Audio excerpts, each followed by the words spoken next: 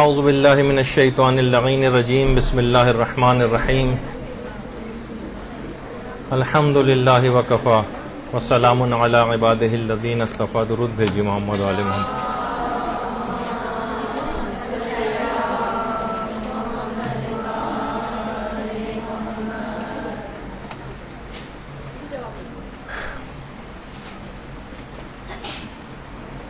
اچھا، اب پردے اور اس سے ملحقہ جتنے بھی مسئلے ہو سکتے ہیں جن کی عام طور پر الگ سے جن کو بیان کرنا بہت مشکل ہے، ان کو ہم ساتھ ساتھ ہی کور کرتے جا رہے ہیں. اور ابھی جو مسئلہ بیان ہوا تھا کہ درمیان میں اگر کوئی کپڑا موجود ہے یا دستانہ موجود ہے تو پھر تو جیسے ڈاکٹر حضرات ہیں وہ ہاتھ لگا سکتے ہیں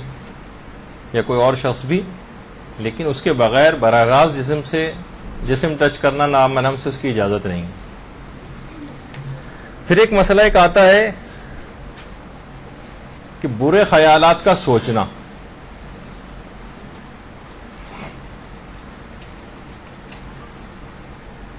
تو اکثر علماء نے اس کو بھی حرام قرار دیا ہے، سوائے آقا خوئی کی اور شیخ جواد تبریزی کی. وہ فرماتے تھے کہ مجرد فکر کردن حرمت ندارت، فقط سوچنا حرام نہیں ہے سوائے کہ اس سوچنے کے نتیجے میں کوئی اور حرام کام ہو جائے. تو اس میں احتیاط کا تقاضا یہی ہے کہ انسان برے قسم کا خیالات اور افکار اور شہوت انگیز خیالات اور افکار سے بھی اپنے آپ کو بچائے. اس کے بعد ایک مسئلہ پیش آتا ہے اور وہ ہے وہ فرماتے ہیں کہ صرف سوچنے سے کچھ نہیں ہوتا سوائے کہ اس بری سوچ کے نتیجے میں کوئی اور حرام کام کا وہ خیالات پیش خیمہ بن جائیں تو پھر حرام ہو جائے گا ان کا سوچنا. اور کچھ علماء نے احتیاط واجب لگا کے منع کیا ہے. تو بہرحال اس میں احتیاط کا تقاضا یہی ہے کہ نہ ہی سوچا جائے، برے خیالات کو دماغ میں جیسی آئیں ان کو فوراً جھٹک دیا جائے. تو یہ اس برائی کے موقع سے نکلنے کا ایک اچھا طریقہ ہے. اس کے بعد ہے مکس گیدرنگ کا مسئلہ. بہت سے علماء تو ذرا کافی سخت تھے اس مسئلے میں مکس گیدرنگ کے، جیسے آیت اللہ بہجت وغیرہ.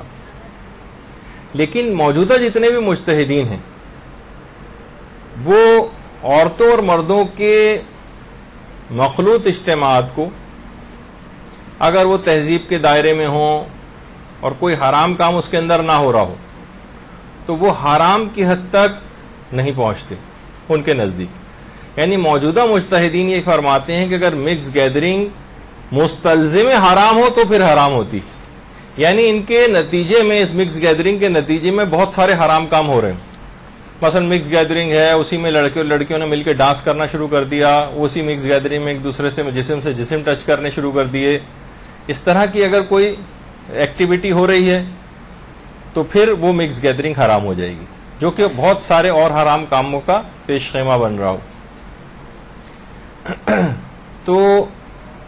لیکن عام طور پر مرد و زن کے جو ویسے اختلاط ہوتے ہیں جس میں کوئی برائی کا شائبہ عموماً نہیں ہوتا، خصوصی موقع ہوں تو وہاں پہ بھی حرام ہو جائے گا. جیسے ایک خاندان آپس میں ذرا جمع ہوتا ہے، اس میں سالیاں ہیں اور بہنوئی ہے، دیور بھابھی ہیں، کزنز ہیں، یہ آپس میں اگر مل بیٹھ رہے ہیں اور کوئی بھی حرام کام اس میں نہیں ہو رہا ہے، خواتین پردے کی حالت میں ہیں، کوئی فحش مذاق ایک دوسرے سے نہیں کر رہا ہے، جسم سے جسم ٹچ نہیں ہو رہے ہیں، ہاتھ نہیں ملایا جا رہا ہے، کوئی ڈانس نہیں کر رہا ہے وغیرہ وغیرہ اس ٹائپ کی چیزیں، تو پھر ان کی اجازت تو ہے. اسی طرح سے اگر بہت محتاط روی اس میں اختیار کی جائے، دیکھیے کیونکہ صرف قوانین کی حد تک بات ہو رہی ہے، کیا ہونا چاہیے اور کیا نہیں ہونا چاہیے، تو وہ ایک الگ پہلو ہوتا ہے کہ بہرحال احتیاط ہی کرنا بہتر ہے، نہیں ایسی انعقاد نہیں کرنا چاہیے ایسی تقریبات کے. لیکن اگر تہذیب، شائستگی اور شرعی حدود کے دائرے میں یہ سب چیزوں تو پھر مکس گیدرنگ اصلاً پھر حرام نہیں رہے گی. وہ کسی اور حرام کاموں کا پیش خیمہ اگر وہ مکس گیدرنگ ہو رہی ہو تو پھر حرام ہوتی. جس طرح سے بس اس میں بھی احتیاط کی جائے تو زیادہ مناسب ہے. لیکن عام طور پر مڈل کلاس ٹائپ کے جو گھرانے ہوتے ہیں ان میں جو شادیاں ہوتی ہیں، اور اگر کوئی عورت اور مردوں کا کوئی خاص پارٹیشن نہیں بھی ہے لیکن ایک ایک فیملی ایک ایک راؤنڈ ٹیبل پہ مثلا آ کر بیٹھ جاتی کوئی لائیو موسیقی نہیں بجائی جا رہی, کوئی عورت مرد اور لڑکے لڑکیاں ڈانس نہیں کر رہے ہیں, کوئی جسم کو چھو نہیں رہا ہے ایک دوسرے کے, تو اس حد تک بھی یہ حرام تک نہیں پہنچتی. لیکن بہرحال کیا نہیں پہنچتی تو کیا ہم ایسا انعقاد کروانا شروع کر دیں, یعنی ایک اسٹیپ فارورڈ ہو جائیں. دیکھیں ہمیشہ سے باطل کا اصل میں طریقہ کار یہ ہوتا ہے کہ وہ 2 قدم آگے بڑھ کر پھر 1 قدم پیچھے ہو جاتا ہے. لوگ سمجھتے ہیں بہت سی تنظیمیں کہ دیکھیے ہم نے ان کو پسپا کر دیا, نہیں, وہ 1 قدم پھر بھی آگے ہو گیا. 2 قدم آگے بڑھنے کے بعد 1 قدم پیچھے ہونے سے 1 قدم آگے ضرور بڑھ جاتا ہے انسان. تو آپ لوگوں کو بھی چاہیے کہ ایسی چیزوں کو فروغ نہ دیں, لیکن یہ کہ دماغ میں یہ بھی رہے کہ کون سی چیز حرام ہوتی ہے, کون سی چیز حلال ہوتی ہے, تو یہ واضح طور پر دماغ میں رہنا چاہیے. اچھا, اسی طرح سے جو دینی مکس گیدرنگز بھی ہوتی ہیں, ظاہر ہے کہ اس میں ہم یہ بات کر رہے ہیں کہ عورت اور مرد الگ الگ اس میں کمپارٹمنٹ میں مثلا بیٹھے ہوئے ہیں, لیکن ہیں سب ایک ہی جگہ پر. جیسے یہاں پہ بیچ میں مثلا ایک قنات لگا دی جائے, ایک طرف خواتین بیٹھی ہوں, ایک طرف مرد بیٹھے ہوں, یا مرد آگے ہوں عورتیں پیچھے ہوں, تو ظاہر ایک لحاظ سے مخلوط یہ بھی لگ رہا ہوتا ہے. لیکن اس میں کوئی اور ایسا حرام نہیں ہوتا, کوئی بری نگاہ کا شائبہ نہیں ہوتا, کوئی فتنے کا خوف نہیں ہوتا اس میں. تو اس طرح کی مخلوط اجتماعات جائز ہیں.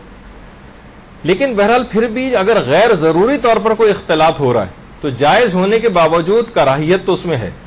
خاص طور پر اگر اس جگہ پہ نامحرم جوان عورتیں موجود ہیں تو کراہیت شدیدہ بھی اکثر علماء نے قرار دی. کیونکہ دیکھیں انسان اپنے اوپر اس طرح سے برائی کی چیزوں میں اپنے اوپر اعتماد نہیں کر سکتا. دیکھیے پہلے کیا ہوتا ہے, شیطان کا ایک دھوکہ یہ بھی ہوتا ہے, ایک پاک نگاہ کا دھوکہ ایک شیطان لے کر آتا ہے, اس پہ بھی بات ہوگی. سب سے پہلے کیا ہوتا ہے, میلان طبع پیدا ہوتا ہے نامحرم کی طرف, ایک میلان, ایک جھکاؤ سا پیدا ہوتا ہے دیکھنے پر. پھر وہ میلان جو ہے شیطان التزازی نگاہ میں بدل دیتا ہے, بری نگاہ اس میں آ جاتی. پھر بری نگاہ مکرر ہونے لگتی, یعنی بار بار پھر بری نگاہ ڈالتا ہے. پھر اس کے بعد لمس کا مرحلہ ہوتا ہے, یعنی بس چھوتا ہے, پھر دیگر حرام کاموں کی طرف نکل جاتا ہے. تو وہ یہ کہ انسان کو چاہیے کہ شروع ہی سے اس طرف جائے نہیں کہ جہاں کوئی حرام پہلو آگے چل کر اس میں نکل سکتے ہیں.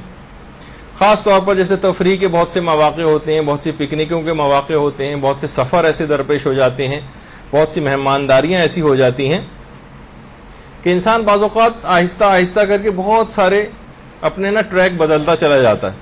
شروع میں وہ سمجھتا ہے ایسا, جیسے خود ہمارے استاد محترم نے ایک شخص کا واقعہ سنایا تھا کہ وہ یہاں پر نماز شب تک کا عادی تھا, لیکن کیا ہے کہ امیگریشن اس کی ہو گئی اور بیرون ممالک مغربی ملکوں میں جا کر رہنے لگا. تو معلوم ہی چلا کہ یہ نوبت اس کی صورتحال یہاں تک پہنچ گئی تھی کہ وہ روزہ رکھتا تھا اور افطار شراب سے کیا کرتا تھا.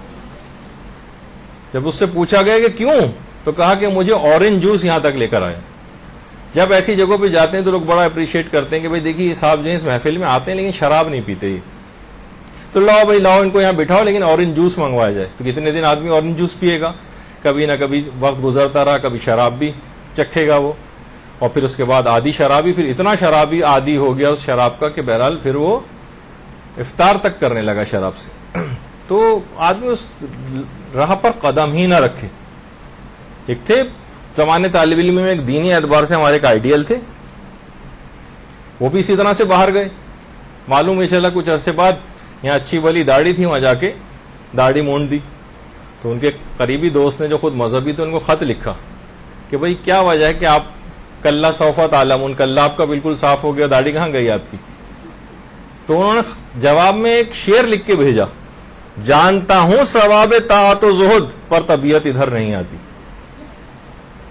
یعنی معلوم ہے مجھے کہ حرام کام کر رہا ہوں, لیکن اب دل نہیں چاہتا کہ مثلا میں اب داڑھی رکھوں اور سب. تو بعض اوقات یہ آہستہ آہستہ یہاں تک صورتحال پہنچ جاتی ہے. اس کو بہت ابتدائی مرحلے میں روکنا ہوتا ہے. ابتدائی مرحلے میں یہ بات رک جائے تو پھر بات آگے نہیں بڑھتی. اچھا, اسی طرح سے پھر جو انٹرنیٹ پر چیٹنگ کا مسئلہ ہے یا نامحرم سے موبائل فون پر باتیں کرنے کا مسئلہ, اس میں کیونکہ خوف فتنہ پایا جاتا ہے لہذا یہ بھی حرام ہے. اگر خوف فتنہ, ہاں اگر بالکل ایسے ہی ہے جیسے سالی اپنے بہنوں سے بات کر رہی ہے, کوئی خاص بات ہے, وہ بیرونی ملک ہے, اس نے فون ملایا یا چیٹ پہ اس کو بلا لیا, کچھ گھریلو باتیں ہو رہی ہیں, دور دور تک کوئی حرام کا شائبہ ہی نہیں, تو پھر یہ چیز جائز. لیکن عام طور پر اس سینیریو کی میں بات کر رہا ہوں کہ جہاں لڑکے اور لڑکیاں نامحرم ہوتے ہیں, ساتھ پڑھ رہے ہیں, ایک دوسرے کو ایڈ کیا ہوا ہے, شروع میں تو مذہبی باتیں ہی ہو رہی ہیں یا مثلا پڑھائی لکھائی کی باتیں ہو رہی ہیں, پھر کب تک شیطان بیچ میں کود جائے گا اس میں. تو آغا سیستانی نے بھی اپنے ایک فتویٰ میں کہا ہے, باقاعدہ ہمارے استاد محترم نے چیز بتائی تھی کہ پہلے تو اس کے مفاسد اتنے زیادہ واضح نہیں تھے, لیکن پھر نامحرم سے اس طرح کی چیٹنگ میں اتنے مفاسد دیکھنے میں آئے کہ اب ہم اس کو حرام کرتے ہیں. یعنی مجتہدین کی طرف سے اس طرح کے بھی کہ نامحرم سے اس طرح سے باتیں کرنا, اس کے اندر جھوٹ بھی کتنا ہوتا ہے, اس کے اندر کتنی زیادہ اور حرام کام, اس میں جو ہے کوئی بھی چیز میں سچ نہیں بولی جا رہی ہوتی, اور آہستہ آہستہ انسان برائی کی طرف بڑھتا چلا جاتا ہے. تو چاہے فون کا مسئلہ ہو, چاہے انٹرنیٹ پہ چیٹنگ کا مسئلہ ہو, اس میں اگر یہ مستلزم حرام ہے, کسی گناہ میں پڑنے کا کوئی خوف ہے, تو پھر یہ چیزیں حرام ہو جائیں گی. ہاں البتہ اگر کوئی شائبہ دور دور تک نہ ہو, کوئی برائی میں پڑنے کا امکان نہ ہو, تو پھر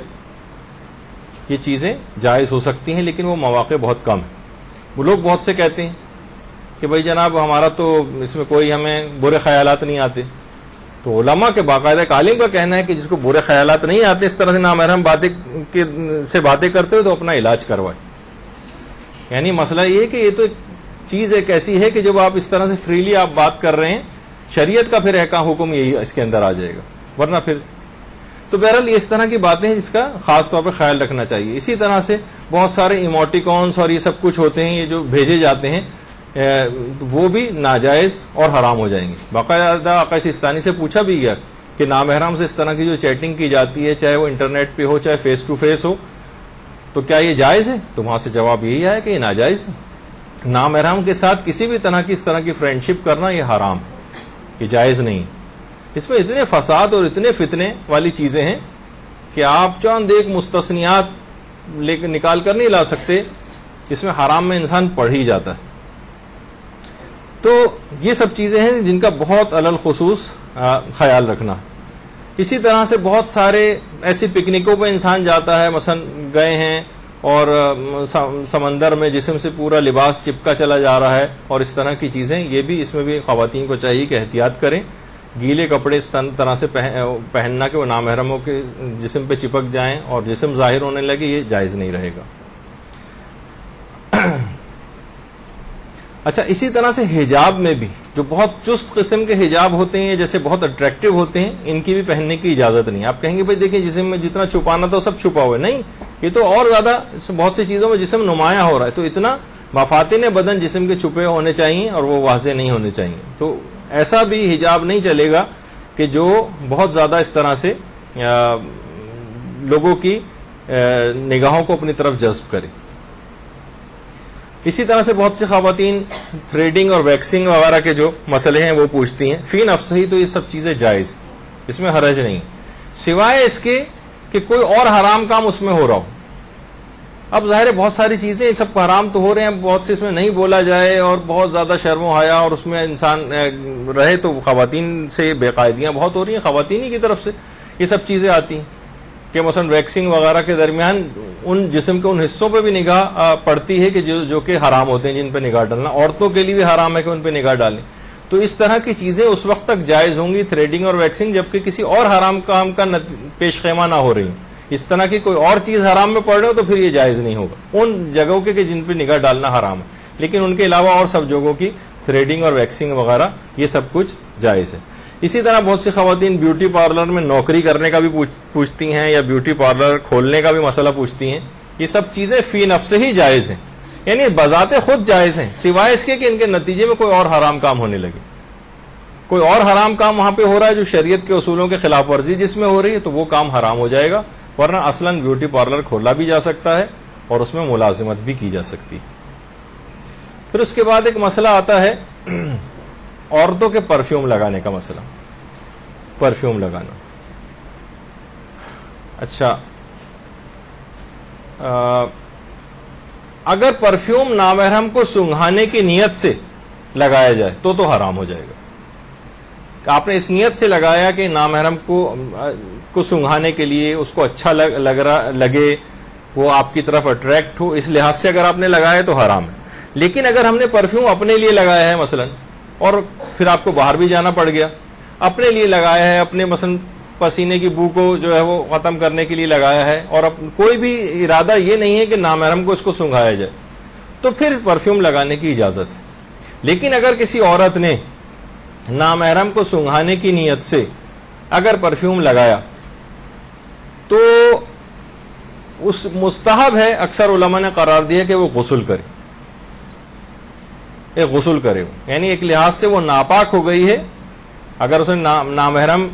یعنی مستحب, واجب تو نہیں ہے والا غسل, لیکن کچھ فقہاء نے اس کو مستحب بھی قرار دیا ہے کہ اس کو چاہیے کہ پھر غسل کرے. تو ویسے عورتوں کا پرفیوم لگا کر نامحرموں کے درمیان آنا نوعاً موجب فتنہ ہے, یہ آقا سیستانی نے فرمایا. یعنی خود اس کے اندر اس پرفیوم لگانے میں عورت کی صلاحیت ہے کہ مرد اس کو, چاہے اس کا ارادہ نہیں بھی ہے, اس نے اپنے لیے لگایا ہے تو ٹھیک ہے, اپنے لحاظ سے کس کی الگ ایک ذمہ داری بنتی ہے, اپنے لیے لگایا اور قہرن کسی اور کی ناک تک خوشبو جا رہی ہے اور وہ کسی برے خیالات کا شکار ہو رہا ہے تو وہ اس کا اپنا مسئلہ ہے. لیکن عورتوں کا فرمایا کہ عورتوں کا نامحرموں کے درمیان پرفیوم لگا کر آنا یہ نوعاً موجب فتنہ, یعنی اس کے اندر خود یہ صلاحیت پائی جاتی ہے کہ مرد کسی بری نگاہ کا یا برے خیالات کا شکار ہو جائے, اس میں خود ایک صلاحیت ہے عورتوں کے پرفیوم لگانے میں. تو بہرحال دوسروں کو بھی حرام میں مبتلا کیوں کیا جائے, تو اس میں بھی اگر باہر نکلنے کے حوالے سے ایک اگر احتیاط کر لی جائے کہ جب کبھی آپ کو باہر جانا ہو اور تو آپ کو چاہیے کہ کم سے کم پرفیوم وغیرہ سے اجتناب کریں تاکہ اس سلسلے میں کوئی حرام اور کوئی گناہ والا کوئی شائبہ کوئی دوسرا بھی اس حرام میں نہ پڑے. پھر اس کے بعد ایک مسئلہ پیش آتا ہے کہ ابھی تو آپ نے دیکھا کہ عورتوں کے آنکھوں کا خوبصورت بنانا یہ جائز نہیں تھا اکثر علماء کے فتوے میں. البتہ اکثر لوگ پھر ایک سوال پوچھا جاتا ہے کہ مثلا کوئی اگر بھینگا ہو اور اس کی اسکوینٹ ہو جسے کہا جاتا ہے آنکھوں میں, تو کیا وہ اپنی آنکھوں کا آپریشن کرا کے اس بھینگے پن کو صحیح کروا سکتا ہے؟ تو اس کی آنکھیں مثلا اور پہلے تو جس طرح کی تھیں اپنی جگہ پہ, لیکن کیا اس کا کریکٹ کرنا اپنے اسکوینٹ کو یا بھینگے پن کو صحیح کروانا وہ جائز ہوگا؟ تو وہ تو ظاہر ہے کہ سب علماء نے یہ فرمایا کہ یہ جائز. بہت سے لوگوں کی ہوتی ہے نگاہ, جیسے ہمارے ایک مرحوم صدر ہوا کرتے تھے حسن ضیاء الحق, انہوں نے ایک دفعہ مولانا کوثر نیازی سے پوچھا تھا کہ مولانا ایسی آپس میں بے تکلفی تھی کہ مولانا میں نے سنا ہے کہ میری آنکھیں فلاں اداکارہ سے بہت ملتی ہیں, ان کا نام مجھے پتا ہے لیکن میں اچھا نہیں لگتا کہ ان کا نام لوں, کیا فلاں اداکارہ سے میری بہت آنکھیں ملتی ہیں؟ مولانا کوثر نیازی نے کہا مولانا کہ ضیاء الحق صاحب مجھے یہ تو نہیں پتا کہ ان سے ملتی ہیں یا نہیں ملتی, لیکن آپس میں نہیں ملتی ہیں. تو بہرحال لیکن اگر کبھی ایسا مسئلہ پیش آ جائے کہ اپنی آنکھوں کے اس بھینگے پن کا علاج کروا کے اسے صحیح کروا لیا جائے تو یہ کام حرام نہیں ہے. اب زیادہ بڑا مسئلہ پیش آتا ہے دلہن کے حجاب کا مسئلہ, اور یہ بہت ہی زیادہ مورد ابتلا مسئلہ ہے. دیکھیے دلہن کے لیے حرام ہے کہ وہ اپنے دلہن والا جو لباس ہوتا ہے اور جو جس اعتبار سے اس کا ایک ہیوی قسم کا میک اپ ہوا ہوتا ہے, اس میں اس حالت میں کسی بھی نامحرم کے سامنے اس کا آنا جائز نہیں. دلہن کے لیے کسی نامحرم سے اس طرح کے فوٹو کھنچوانا یا مووی بنوانا یہ بھی حرام ہے. دلہن کا جو لباس ہوتا ہے اس لباس کے اعتبار سے بھی اور اس کے حجاب میں جو کمی ہوتی ہے اس کے اعتبار سے بھی, مثلا گردن بھی میک اپ کو بھی چھوڑی, فی الحال گردن بھی نظر آ رہی ہے, بعض اوقات کچھ کلائیاں نظر آ رہی ہوتی ہیں, ٹھیک ہے چلیں اس نے اگر سر پہ کے اوپر تھوڑا سا کوئی دوپٹہ ٹائپ کی کوئی چیز رکھی ہوئی کہ بال اس کے نظر نہیں آ رہے ہیں مثلا, لیکن خود اس کا لباس, اس کے تمام زیورات, اس کا ہیوی میک اپ, یہ سب چیزیں یہ اس کو کسی بھی نامحرم کے سامنے آنے سے روکتی ہیں حرام کے طور پر. پھر اس کے لیے واجب ہو جائے گا کیونکہ وہ تمام چیزوں کی شرطوں کی پاسداری نہیں ہو رہی ہے. تو آپ نے دیکھا کہ اگر ہلکا میک اپ بھی اگر ہے اور عام بالکل حالات ہیں اس میں نامحرم سے اپنے چہرے اور ہاتھوں کو چھپانا واجب ہو جاتا ہے, تو دلہن کا جتنا میک اپ اور وہ سب کچھ جو اس کا لباس ہوتا ہے جو زیورات ہوتے ہیں کیا اس میں تو بدرجہ اولا اس پہ لحاظ سے چیز واجب ہو جائے گی. تو یہ دماغ میں ضرور آپ کے بات رہے. اور پھر ایک مسئلہ اس میں آتا ہے کہ دولہا کا عورتوں کے کمپارٹمنٹ میں آنے کا بھی ایک مسئلہ ہے. بہت سے علماء تو اس کے بھی قائل ہیں کہ دولہا اگر دو شرطوں کی پاسداری کرے, یا تو وہ مثلا یہ میں ویسے کہوں کہ یا تو پہلے اعلان کروا دیا جائے کہ بھائی عورتیں پردہ کر رہی ہیں، یا تو عورتیں اپنی ساری باحجاب ہو جائیں، پھر اس کو آنے کی اجازت، بہت سے علماء نے کہا کہ پھر اس کو آنے کی اجازت ہے، یا مثلا وہ خود دولہا جو ہے وہ کسی عورت نامحرم کی طرف نگاہ نہ کرے تو پھر وہ آ سکتا ہے. لیکن بہرحال یہ کہ دولہا کی تو اس لحاظ سے ذمہ داری نہیں، عورتوں کے اوپر خود پردہ کرنا جو ہے وہ واجب ہوتا ہے. مناسب تو یہی ہے کہ عورتوں کے مجمع میں دولہا نہ آئے، لیکن اگر آ بھی جاتا ہے تو بہرحال وہ حرام کی حد تک بات نہیں پہنچتی، کیونکہ ذمہ داری عورتوں کی ہے کہ وہ اپنے آپ کو نامحرم سے چھپائیں. مرد اگر اس کمپارٹمنٹ میں دولہا کے طور پر اسے بلایا جا رہا ہے، وہ آ رہا ہے، تو عورتیں اپنے پردے کا جو ہے وہ خود خیال کریں. لیکن بہرحال مناسب یہی کہ دولہا اگر اسے اوائڈ کرے تو بہت اچھا ہے. اچھا، نامحرموں کا دلہن پر نگاہ ڈالنا کہ مثلا عام طور پہ لڑکیاں، ویسے تو جتنی ریزسٹنس آپ کو اس صورت میں کرنی ہو، دیکھیے بہت سی چیزیں ایسی ہیں جو بھی میں ذکر کر دیتا ہوں آپ کو. ویسے تو یہ ہمارے شادی بیاہ اور تربیت اولاد کے سلسلے جو گفتگو ہوگی اس میں چیزیں آنی تھیں. لوگ کہتے ہیں کہ بھائی لڑکے والے جو ہیں وہ بہت مائنڈ کریں گے اور یہ سب چیزیں. تو دیکھیے ان تمام قسم کو اس وقت مائنڈ کیا جاتا ہے ان باتوں کو جب یہ چیزیں پہلے سے طے نہ ہوئی ہوں. دولہا والے جس وقت لڑکی کے گھر کے چکر لگا رہے ہوتے ہیں، جس وقت ڈیٹ سیٹ ہو رہی ہوتی ہے، اور ایک لحاظ سے ابھی تک وہ ذرا جھک رہے ہوتے ہیں، کیونکہ جب رشتہ طے ہو جائے اور اس کے بعد کے مرحلے پھر ایک دم سے وہ ان میں اکڑفوں آ جاتی ہے، پھر لڑائی جھگڑے ہونے لگتے ہیں آپس میں اگر آپ اپنی شرطیں رکھیں. اس وقت صاف طور پر کھرے الفاظ میں بالکل یہ شرط عائد کر دی جائے کہ بھائی دیکھیں، ہمارے جو مذہبی فیملی ہے، لڑکی باپردہ ہے، مدرسے میں پڑھتی ہے، فلاں، یہ مناسب نہیں ہے. ہم ابھی سے کہہ رہے ہیں کہ نامحرموں کے سے فوٹو نہیں کھنچوائے گی. کوئی بھی ایسا انتظام خواتین میں اگر ہو جائے تو خواتین اس کا جو ہے فوٹو کھینچ لیں، اور جو ہے یہ اس طرح سے رخصتی کے وقت جس طریقے سے دلہن نکل کر آتی ہے، اور وہ جو بہنوئی اور پھپھا اور خالو اور کزنس وہ سارے اس موقع پر کھڑے ہوتے ہیں، چاہے وہ اس کی رخصتی کی دعا کے لیے کھڑے ہوں اور ان کے لیے غم کے جذبات ہی ان کے دل میں کیوں نہ ہوں، لیکن ان نامحرموں کا اس دلہن کے اوپر نگاہ ڈالنا پھر بھی حرام رہتا ہے. ان کو اجازت نہیں ملتی کہ بھائی یہ پھوپھا ہیں، یہ خالو ہیں، نہیں، یہ اس کے باوجود بھی جو ہے یہ ان کے سامنے جو ہے آنے کی اجازت نہیں ہے اس کو اس حلیے کے اندر. تو ان کا بھی اس باپردہ لڑکی جو بیچاری اب پھنس گئی ہے، چلیں وہ مجبور ہو گئی ہے یا اس کی نہیں چل پا رہی ہے، تو اب یہ کہیں گے بھائی اب تو اس نے خود ہی اپنے آپ کو بے پردہ کر ہی دیا ہے، چلے مجبوری کی حالت تو ہم اس پہ ایک دعائیہ ایک نگاہ اس کے اوپر ڈال لیں رخصتی کے وقت، اور سر پہ ہاتھ پھیر رہے ہیں اور سب کچھ ہو رہا ہے، چلے اس میں تو پھر بھی دوپٹہ وغیرہ ہوتا ہے وہ چل جاتا ہے، لیکن نگاہ ڈالنے کی پھر بھی اجازت نہیں ملے گی. تو بہرحال یہ سب چیزیں ایسی ہیں کہ جس کا خاص طور پر خیال رکھنا چاہیے. ہمارے ہاں اس طرح کی شادیاں، اسلامی شادیاں جسے کہا جائے، یعنی جس میں بہت سے لوگ ایسے ہوتے ہیں جو واقعی کوئی دلہن بہت سے خدا کے احکام کے آگے کسی کی پرواہ نہیں کر رہی ہوتی. بہت ہوا تو تھوڑی سی دیکھ کے آپ کو اس وقت ہنسی آ رہی ہے، کون سی دلہن ہے بھائی؟ ہاں، لیکن یہ پروردگار کی نگاہ میں اس کی جو عظمت ہوگی، کسی شرعی حکم کے خلاف ورزی مثلا دلہن نہیں کر رہی، اس نے پہلے سے چیزیں اپنے والدین سے، ویسے تو ذرا سا کوئی پسند کا کوئی رشتہ آ جائے اور اس کے لیے کس طرح سے والدین کو ناراض کرتی ہے اور کیسے لڑتی ہے اور کس طرح سے کتنے قسم کے حرام اس کے اندر اس کی کوئی پرواہ نہیں ہوتی. لیکن جہاں ذرا سا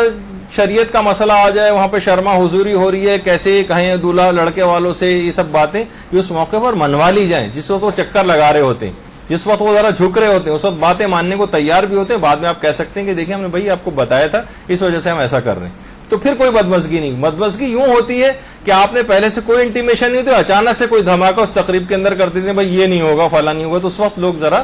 معاملہ بگڑ جاتا ہے. اس وقت عزتوں کی بھی بات ہوتی ہے، لڑائی ہنگامہ بھی ہوتا ہے. بھی کچھ دن پہلے ہم نے پنجاب میں کچھ دیکھا کہ باراتی آپس میں کس طرح سے لڑ رہے تھے. تو بہرحال تو اس طرح کی شادیاں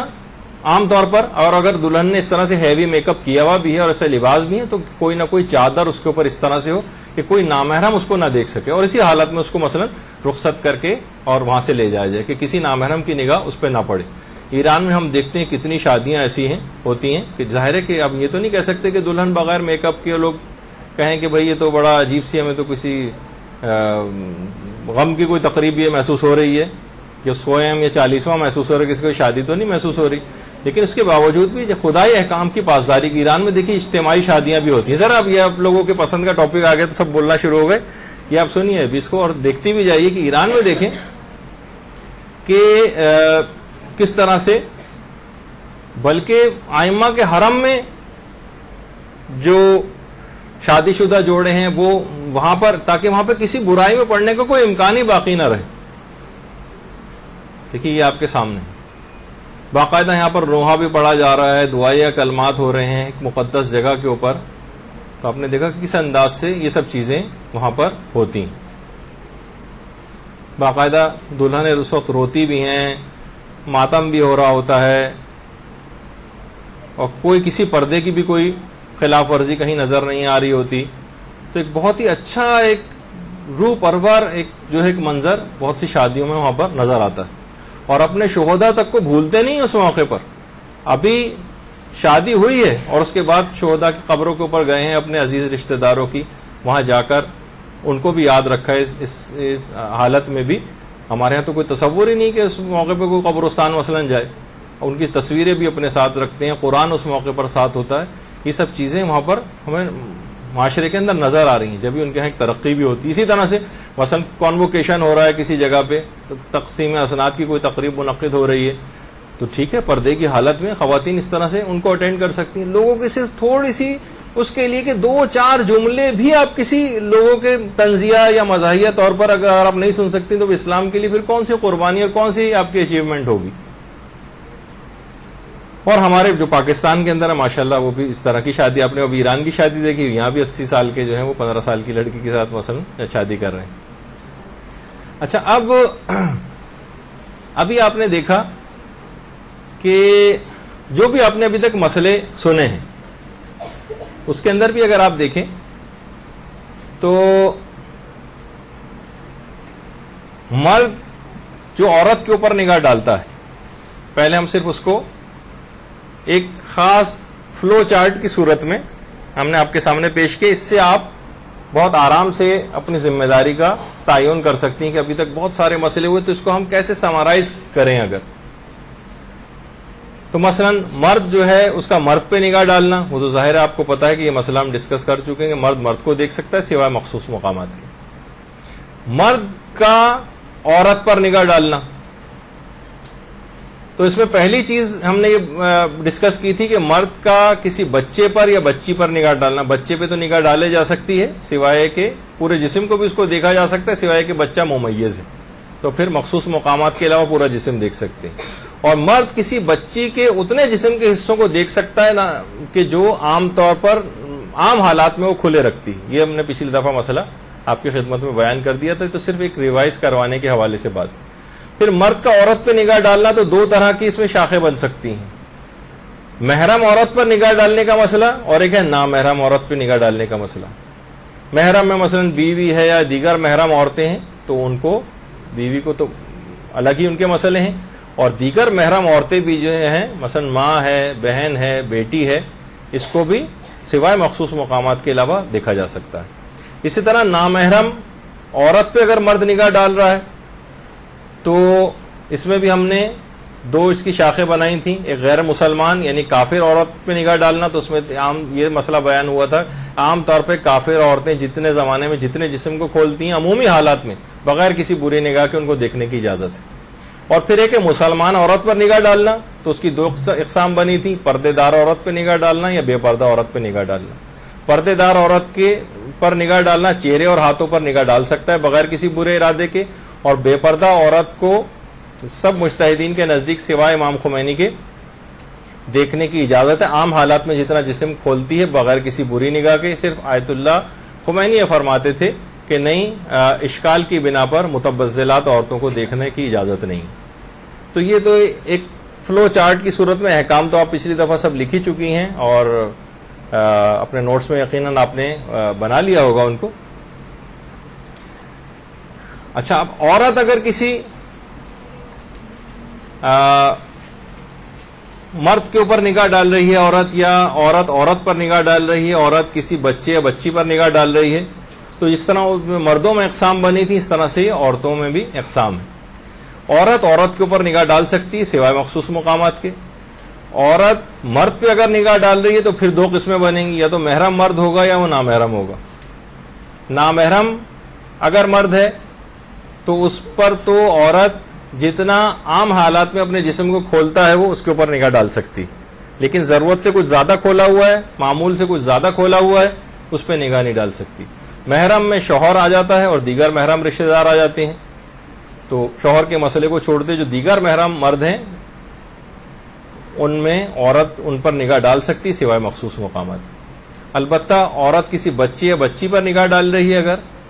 تو غیر ممیز بچے کے اوپر وہ نگاہ ڈال سکتی ہے اور اس کو دیکھ سکتی ہے۔ البتہ ممیز بچے پر مخصوص مقامات کو چھوڑ کر نگاہ ڈالی جا سکتی ہے۔ البتہ ممیز بچے سے پردے کا ایک مسئلہ پچھلی دفعہ وہ بیان ہو چکا ہے۔ اب فوٹو پر نگاہ ڈالنا، فوٹو پہ نگاہ۔ اب یہ دیکھیے، یہ بھی اگر آپ لوگ جلدی جلدی لکھ لیں تو یہ آپ لوگوں کے لیے آسانی کے لیے ایک چارٹ سا بنا دیا ہے۔ مرد کا کسی نامحرم عورت کے فوٹو پر نگاہ ڈالنے کا مسئلہ، اس کو تو چھوڑ دیجئے، ایکسٹریم رائٹ پر جو ہے یہ ذرا بڑا مسئلہ ہے، اس پہ ابھی آتے ہیں۔ مرد کا کسی متبذل عورت کے فوٹو پر نگاہ، یعنی جس نے اپنے جسم کو پردہ نہیں کیا ہوا اور اپنا جسم کھولا ہوا ہے، تو مرد بغیر کسی بری نگاہ کے متبذل عورت کے فوٹو پہ نگاہ ڈال سکتا ہے۔ مثلا بہت ساری اداکاراؤں کے اور ان کے جو مختلف سائن بورڈز وغیرہ لگے ہوئے ہوتے ہیں، آپ تو مرد ان کو دیکھ سکتا ہے، اس میں وہ پردے کی حالت میں نہیں ہوتی، متبذل ہوتی، ان پہ نگاہ ڈال سکتا ہے۔ جب براہ راست دیکھ سکتا ہے تو فوٹو میں بھی دیکھ سکتا ہے۔ اسی طرح سے مرد کا کسی بچے یا بچی پر نگاہ ڈالنے کے فوٹو پر نگاہ ڈالنے کا مسئلہ، یعنی مرد کا کسی بچے یا بچی کے فوٹو پر نگاہ ڈالنے کا مسئلہ، تو ظاہر ہے کہ اس میں ان کے فوٹو کو مرد دیکھ سکتا ہے۔ اسی طرح عورت کا کسی مرد کے فوٹو پہ اگر نگاہ ڈالنے کا جو مسئلہ ہے، یعنی خواتین کیا کسی مرد کے فوٹو پہ نگاہ ڈال سکتی ہیں، تو اگر وہ نامحرم ہے تو اس میں دو طرح کی چیزیں ہوں گی، یا تو اس نے اتنا جسم فوٹو میں کھولا ہوا جتنا معمولاً کھلا ہوا ہوتا ہے، یہ دیکھ لیجیے کس کا فون ہے، کہ یا تو اس نے جو فوٹو دیکھ رہی ہے نامحرم کا، یا تو اس کا جسم معمولاً جتنا جسم کھولتا ہے مرد اتنا فوٹو میں بھی کھلا ہوا ہے، تو کیونکہ جتنا معمولاً وہ کھولتی ہے جب براہ راست دیکھ سکتی ہے تو فوٹو میں بھی دیکھ سکتی۔ لیکن اگر اس نے جسم غیر معمولی کھولا ہوا ہے مرد نے فوٹو میں، فوٹو سے مراد اس طرح کی ٹی وی میں بھی جس طرح کی ریسلنگ میں آ رہی ہوتی ہے، یا مردوں کے مثلا فٹ بال کا میچ آ رہا ہے، مثلا مردوں کا ہاکی کا میچ آ رہا ہے، مردوں کے سوئمنگ کا کوئی مقابلہ آ رہا ہے، اور اس میں انہوں نے معمول سے بہت زیادہ جسم کھولا ہوا ہے، تو فوٹو کے حکم میں آ جائے گا وہ۔ تو کیا پھر عورت اس کو کتنا دیکھ سکتی؟ تو آقا سیستانی اس میں فرماتے ہیں احتیاط واجب یہ ہے کہ کہ عورت کسی نامحرم مرد جس نے غیر معمولی طور پر جسم کو کھولا ہوا ہے، احتیاط واجب ہے کہ اس پہ نگاہ نہ ڈالے۔ یعنی اصلاً آقا سیستانی کا فتویٰ یہ بنا، اور ویسے تقریباً اسی طرح سے دیگر مجتہدین کا بھی، کچھ نے احتیاط واجب لگائی ہے، کچھ نے حرام ہی قرار دیا ہے فوٹو میں۔ تو اگر جسم غیر معمولی کھلا ہوا، جیسے میں نے ابھی مثالیں دی، ہاکی، فٹ بال، ٹانگیں کھلی ہوئی ہیں ان کی، یا سوئمنگ کے اس میں جو ہے وہ جسم کھلا ہوا ہے کافی زیادہ، تو عورتوں کے لیے احتیاط واجب ہے کہ اس پر نگاہ نہ ڈالیں۔ اب کیونکہ تقلید کا مسئلہ میں نے بیان نہیں کیا تو لفظ احتیاط واجب وہ اگلی دفعہ انشاءاللہ آ جائے گا، کیونکہ یہ ایمرجنسی میں ہم نے پردے کے مسئلے شروع کیے، تو تقلید کے اہم مسئلے اصطلاحات توضیح المسائل کے ساتھ وہ اگلی کلاس کا عنوان بنیں گے۔ احتیاط واجب کے معنی یا تو اپنے مجتہد کے اس بات پر عمل کرو، اس نظریے پر کہ احتیاط واجب یہ ہے کہ وہ عورتیں ان کے جسموں پر نگاہ نہ ڈالیں، یعنی وہ نہ دیکھیں، نہ ایسے فوٹو دیکھیں، نہ ایسی ٹی وی میں کوئی چیز دیکھیں۔ لیکن احتیاط واجب کے معنی یا تو اس نظریے پر عمل کرو مجتہد کے، یا پھر اس مسئلے میں نیکسٹ جو بڑا مجتہد ہے اس کے بعد نمبر 2 جو ہے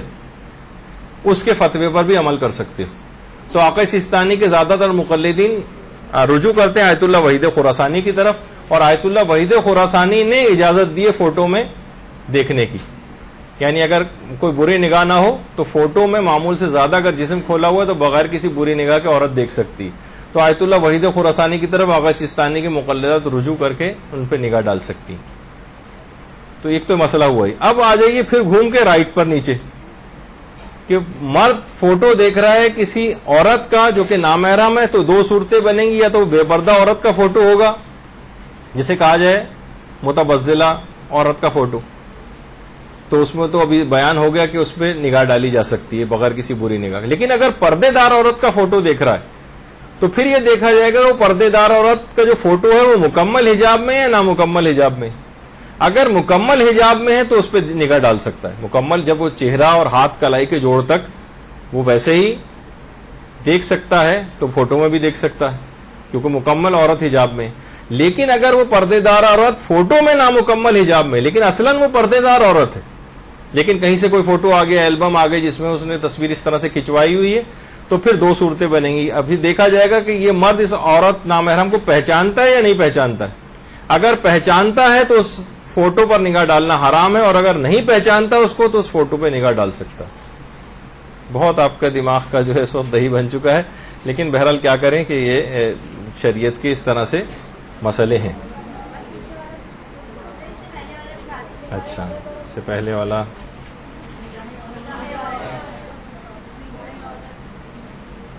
یہ والا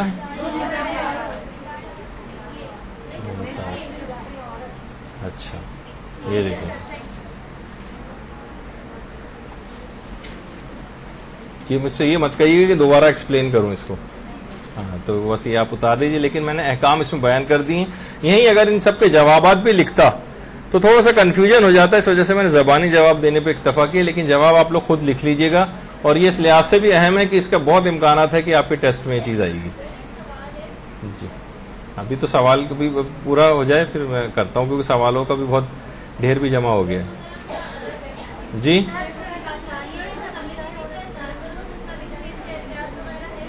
جانوروں سے پردہ کرنے کا مسئلہ،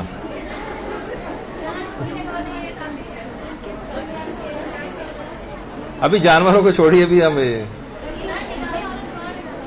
ابھی وہ دیکھیں، اب تھوڑا آگے بڑھنے تھے ورنہ یہ موضوع آج ختم نہیں ہو سکے گا۔ ہاں یہ آپ اس کے ایسا کیجیے گا کہ اس کے فوٹو کاپی کروا کے یہاں پہ رکھوا دیں گے، تو آپ اگلی دفعہ اس کو لے لیجیے گا، اس چکر میں نہ پڑے تو زیادہ بہتر۔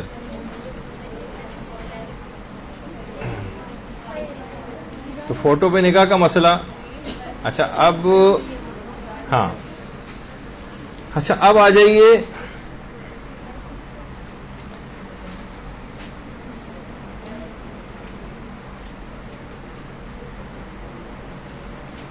کیا کسی بوڑھی عورت کی جوانی کی تصویر کوئی شخص دیکھ سکتا ہے؟ یہ ایک مسئلہ ہے۔ تو علماء نے یہ فرمایا کہ اگر بوڑھی عورت کی جوانی کی تصویر میں بہت زیادہ فرق نہ ہو اور اس کی حتک حرمت بھی نہیں ہو رہی ہو، یعنی جوانی کی جو تصویر تھی، اب یہ بوڑھی عورت ہے لیکن بہت زیادہ فرق نہیں ہے، نہیں بلکہ اس کو ابھی میں ذرا روکتا ہوں، اس کے اندر اصل میں ایک اور بات ہے، چلیں ابھی اس مسئلے کو روکیے ذرا، پہلے ہم اس کو ڈسکس کر لیتے ہیں جو بھی مسئلہ شادی بیاہ سے ریلیٹڈ چل رہا تھا، یہ بیچ میں آ گیا، اس کو بھی روکتے ہیں کہ عام طور پر دولہا اور دلہن کی کچھ تصاویر عام طور بیڈ روم میں کسی ایسی جگہ پر لگی ہوتی ہیں کہ جہاں پر نامحرموں کی نگاہ اس تصویروں پر پڑتی، اور ظاہر ہے کہ دلہن نے جو لباس پہنا ہوا ہوتا ہے اس میں اس کا مکمل پردہ ظاہر نہیں ہوا ہوتا، اس میں مکمل پردہ نہیں ہوتا، بال ظاہر ہو رہے ہیں اور کلائیاں ظاہر ہو رہی ہیں اس طرح سے۔ تو ایسی تصاویر ان جگہوں پر لگانا جہاں نامحرم آتے جاتے ہوں لگانا حرام۔ اگر کوئی یعنی خود اصلاً تصویر لگانا حرام نہیں، بلکہ جب کوئی نامحرم آ جائے تو اس تصویر کو ہٹانا پڑے گا، اس پہ کوئی کپڑا ڈالنا پڑے گا، یا اس کو چھپانا پڑے گا، یا اسے گرانا پڑے، کوئی بھی کام کریں کہ بس نامحرموں کی نگاہ اس تصویر پہ نہ پڑے۔ تو عام طور پر خواتین اس طرح کی جس میں وہ نامکمل حجاب میں ہوتی ہیں اپنی شادی کی تصویر فریم کرا کے اپنے کمرے میں لگاتی ہیں، اور عام طور پر جوائنٹ فیملی سسٹم وغیرہ میں نامحرم آتے ہیں، وہاں پر ان کی نگاہ اس پر پڑتی ہے، تو یہ حرام اور گناہ ہو جائے گا۔ اسی طرح سے اکثر رشتہ دار ایک دوسرے کی فیملی البمز وغیرہ دیکھتے ہیں، اور ہمیں معلوم ہے کہ اچھا اس میں عام طور پر فیملی البمز جو گھر کی البم ہوتی ہیں اس میں سب لوگوں کا یہ تھوڑی ہے کہ ہر وقت وہ پردے کی حالت ہی میں تصویریں کھنچوائیں، بے پردگی کی تصویریں بھی ہوتی ہیں، تو وہ ایسے افراد جو کہ جن کے پاس وہ البم آ گئے ان کو پہچانتے ہیں وہ اچھا یہ وہ ہیں اور ان کی بے پردگی کی تصویریں دیکھنا یہ حرام ہو جائے گا. اور اس طرح سے اپنی فیملی البم کسی نامحرموں کے پاس بھجوانا یہ بھی حرام اور گناہ ہو جائے گا. بلکہ کچھ علماء نے تو یہاں تک کہا دلہن کے لیے ایسے فوٹوگراف کھنچوانا بھی شروع سے اصلاً بھی حرام ہے, چاہے اس وقت فی الحال کوئی محرم ہی کیوں نہ کھینچ رہا ہو جس کے متعلق یقین ہو کہ بعد میں سے نامحرم ضرور دیکھیں گے. اب ظاہر ہے کہ اتنا زیادہ ہم حرام کاموں کے اندر ڈوب چکے ہیں کہ یہ سوچا جاتا ہے کہ کس طرح سے عمل ہوگا اسلام کے اوپر. اسلام تو بڑا ناقابل عمل مسئلہ ہو گیا ہے, مذہب بن کے رہ گیا. ہم نے خود جیسے وہی استاد محسن قرتی فرماتے ہیں کہ نوجوان میرے پاس آیا کہ اگر اسلام اتنا بہترین مذہب ہے تو پوری دنیا میں پھیلا کیوں نہیں. تو انہوں نے کہا, میں نے جواب میں اس سے کہا کہ اگر محمد علی کے لیے بہت اچھا باکسر ہے تو اس نے آج تک میرے منہ پہ مکہ کیوں نہیں مارا. اس کا جواب یہ ہے کہ میں نے کبھی رنگ میں محمد علی قلعے کے سامنے اپنے آپ کو پیش ہی نہیں کیا, تو مکہ کیسے مارتا وہ. تو ہم نے اسلام کو پھیلایا نہیں, اس وجہ سے آپ کو اتنا اسلام پھیلا ہوا نہیں. اسلام کا کوئی قصور نہیں. جیسے ایک صاحب تھے, ایک عالم فرماتے ہیں, ایک تقریب میں گئے تو ایک ان سے پہلے جو مقرر تھے وہ کہنے لگے کہ بھائی اسلام آج اتنا زیادہ بے یار و مددگار ہو گئے کہ گویا معاذ اللہ اس کی حالت ایک بیوہ جیسی ہو گئی. تو جب ان کی باری آئی اور یہ گئے تو انہوں نے کہا کہ اسلام ویسے ہی چمکدار اور پوری آب و تاب کے ساتھ ایک درخشاں ایک سورج کی مانند ہے. ہم نے اسلام پر عمل نہ کر کے اپنی حالت بیواؤں جیسی بنا لی.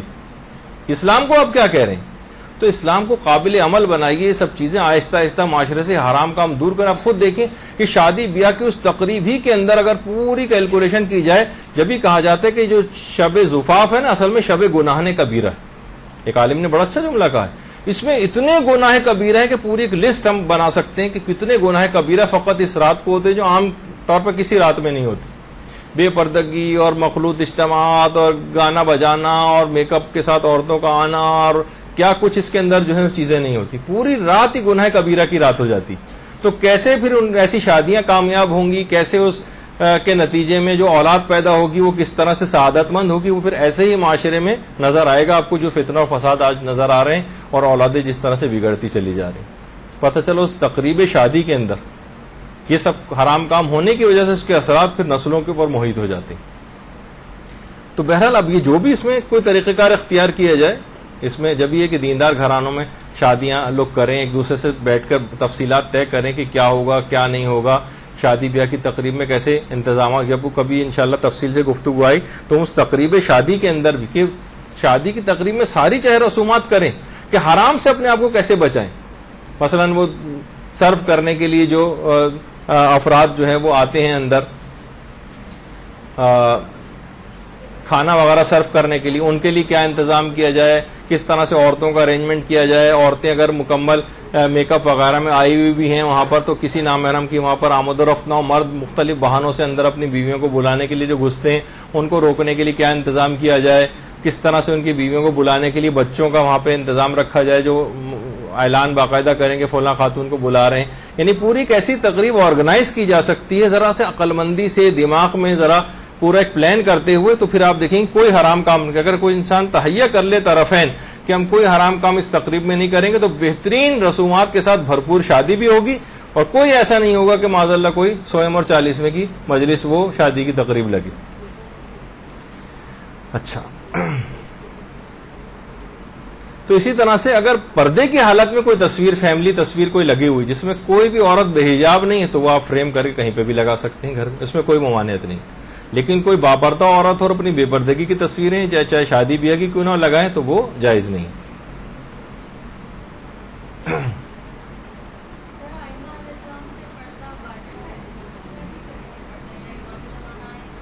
دیکھیے یہ تھوڑا سا ابھی اس کو یہ موضوع سے ذرا ہٹ جائے گا, کیونکہ پردے کے احکام امام اپنی جگہ پر ہیں, لیکن امام کا خود بھی تو اپنی کزنز جو اس وقت موجود ہوتی ہیں ان سے پردے کے ویسے ہی احکامات ہوتے تھے. امام نفسوں پر اولا بالتصرف ہوتا ہے, لیکن اس طرح کے محرمیت اور نامحرمیت کے رشتے تو ان کے درمیان بھی ہوتے ہیں. اچھا اسی طرح سے مردہ عورت کے فوٹو دیکھنے کا مسئلہ, تو بہرحال مردہ عورت کے فوٹو کا بھی حکم وہی ہے جو زندہ عورت کے فوٹو دیکھنے کا مسئلہ ہے. اس کو تو زیادہ ہمیں وہ نہیں کرنا ہے. اچھا، اب حرام لباسوں کی کچھ اقسام ہیں، یہ اب ذرا جلدی جلدی کر لیں، وقت بہت کم رہ گیا. حرام لباسوں کی اقسام، 5 قسم کے لباسوں کو کہا جاتا ہے کہ یہ حرام ہے. لباس الشہرہ،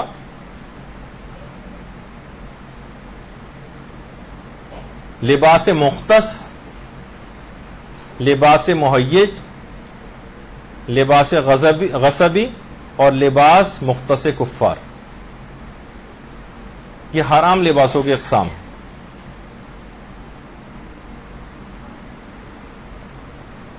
چلیں ایک ایک کر کے، یہ تو جلدی جلدی آپ نے لکھ ہی لیا، ایک ایک کر کے ہم الگ سے بھی ڈسکس کریں گے. سب سے پہلے ہم ڈسکس کرتے ہیں لباس الشہرہ کو.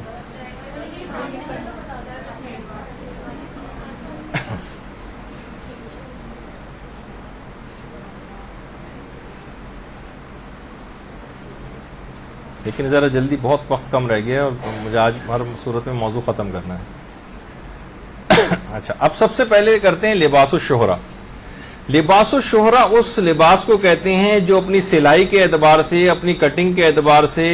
لوگوں کی توجہ کو منفی طور پر جذب کرے، انگشت نمائی کا سبب ہو، اس کی شان کے خلاف سمجھا جائے، اس کے پہننے والے کی بے عزتی سمجھا جائے.